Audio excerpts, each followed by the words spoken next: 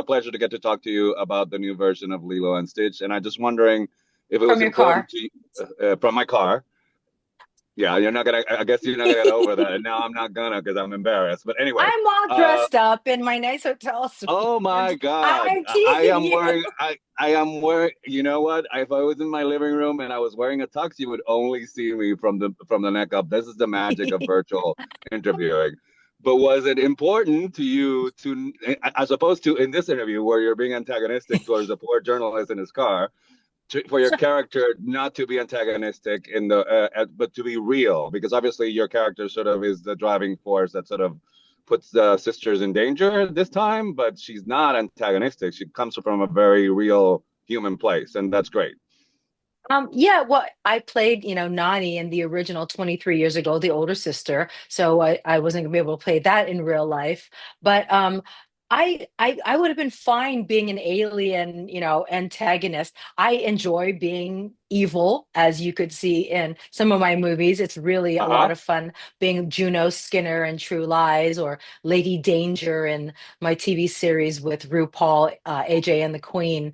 It's delicious to be a villainess, but in this case, I I had heard about the part of Mrs. Keikoa. I mean, the part was already written, and I thought, to be the social worker that is the one that could take Lilo away from Nani after playing Nani, who was trying so desperately to hold on to her sister. It seemed to have a perfect, Symmetry, yeah. cyclical thing, a symmetry, yeah. And it dovetailed with where I am in my life. It was like half a lifetime ago that I played Nani. And so now, after being a mom and being a mentor and a Girl Scout troop leader and all of that, I loved being the one that's trying to be wise counsel for Nani. And I had discussed this with Dean Fleischer Camp, the director of this one, that perhaps Mrs. Keikoa was a woman who came up through the foster system, that perhaps she knows that there's a way out of this. If you would just trust me and do the work, Nani, I can show you the way to get everything that you need and want and deserve. You can have a great life with Lilo, but you got to work. You have to keep your job. You have to, go to school. You have to do all these things and not screw up. But unfortunately, she met Stitch and everything screwed up. Uh, I wanted your take, given that you were the one who originated Nani, because one of the things that is sort of great about this version is sort of that the arc of what you did in that version is sort of expanded, and the characters Yeah. given even more to do. So as sort of the originator and now sort of the protector of this character, I wonder how you feel about what they did with Nani in this version. I love it. I thought, first of all, I think Sydney and Maya are amazing as Nani and Lilo. That was one of the things that people were concerned about. First of all, how's Stitch going to look in real life? Because that was untested waters. And then how are they going to find the perfect Lilo, who's like Mm. an 8 year old on eight going on 40, and Nani, who's supposed to be like exasperated and a screw up and not showing up on time, but still completely empathetic and believable, and has the warmth. And has the sympathy of the audience, and they really cast these girls perfectly. It was stunning. So for me, getting to face myself in Nani in Sydney on set that first day was a magical moment, and Mm. for her to hear my voice, the voice that she grew up on hearing in the cartoon, it was a real meta moment. Yeah, It was like, wait, whoa, what's going on? My mind is blown. yeah, that's really cool. So Mhm. let me ask you this.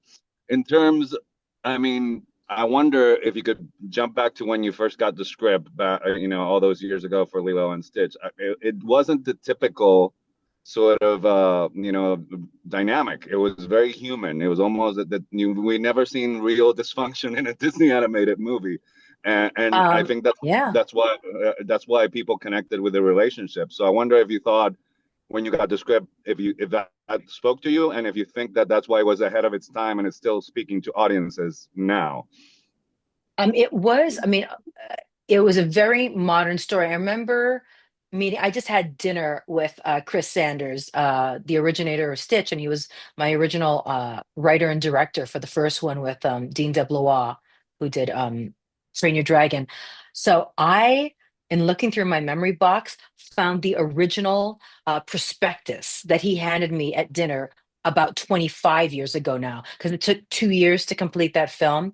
And it Wow. was the storyline synopsis, drawing sketches of Nani and Lilo and Stitch. And he opened it up. He goes, "Oh my gosh, I've never seen this before. Wait a minute, this is one of a kind." I said, "Yeah, it's what you gave me that first night at dinner." And both of us went down memory lane thinking about uh, how groundbreaking it was. And when I first heard the story, I said, "Wait, I don't understand. Is this an episode of Jerry Springer reality show?" Or is it a Disney animated feature? Because she is trying to keep her sister away from social services, but their parents have passed away in a car accident, probably, or all the backstory. And I was like, this is way dramatic, but somehow it all worked together because at the heart of it, Disney's heroes are always orphans. Mm. Dumbo, Bambi, Yeah, yeah. Lion King.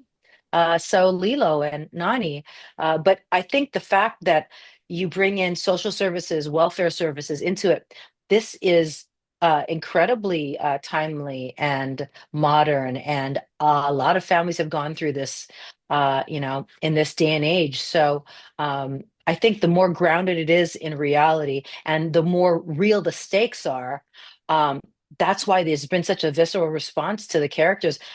People have come out weeping from this movie at the redemption that this loving little furry little creature, shares with Lilo and Nani, and how Lilo and Lon, not how Lilo in particularly saves Stitch from the precipice with her purely with her love.